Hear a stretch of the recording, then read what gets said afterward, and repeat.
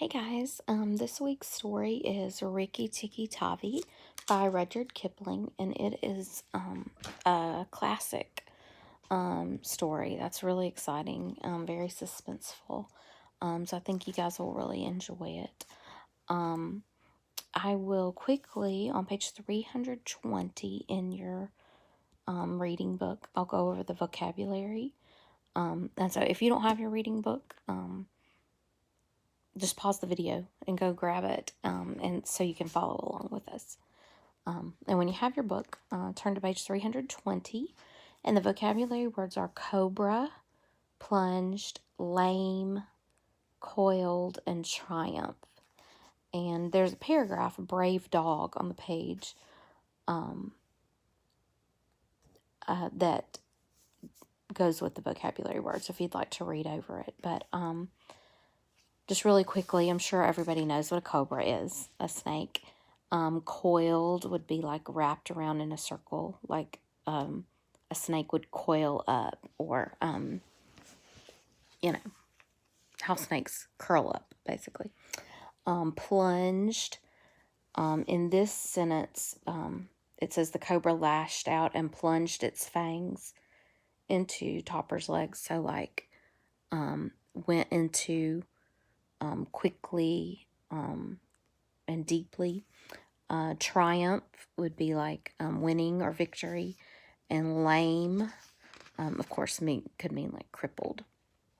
So I will read a couple of pages for this to kind of get you started, and then you can finish it.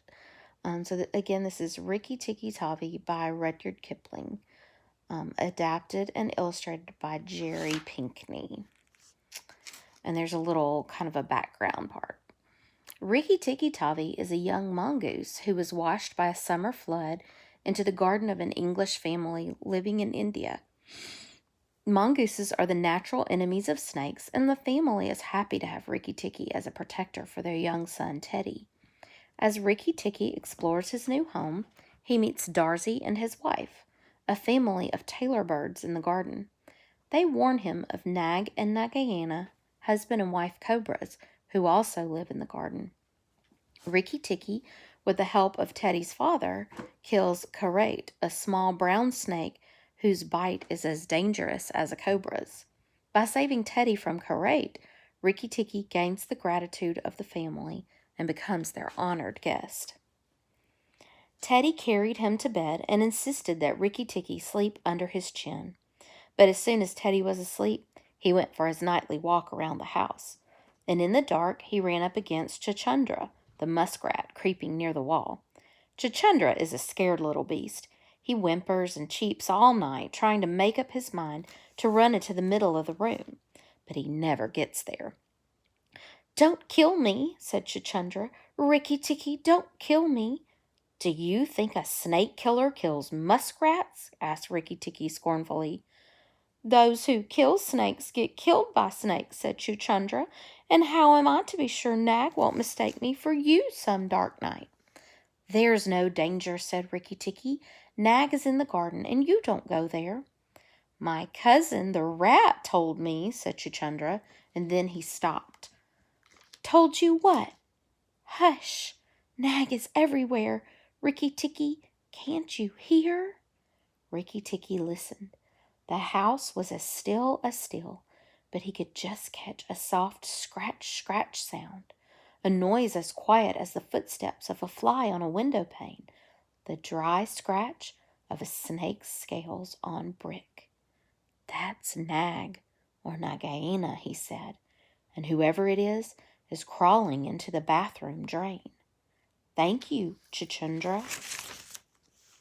He crept to Teddy's bathroom, but there was nothing there, and then to Teddy's parents' bathroom. At the bottom of the plaster wall, there was a brick pulled out to make a drain for the bath water, and as Rikki-tikki listened, he heard Nag and Nagaina whispering together in the moonlight. "When the house is emptied of people," said Nagaina, "he will go away, and then the garden will be ours again. Go in quietly and remember that the big man who killed Karate is the first one to bite. Then come out and we will hunt for Rikki-tikki. I'd like for you to read the rest of the story and find out what happens. But if you've never read the story or heard the story, it's really exciting. So, I hope you enjoy it. And I challenge you to read over the questions at the end and kind of answer those. We're working on the skill of inferring this week, or drawing conclusions. So I want you to think about like why Rikki-tikki is so loyal to the family, and why Nag and Nagana want to harm the family. So draw some conclusions while you're reading. Talk to you later.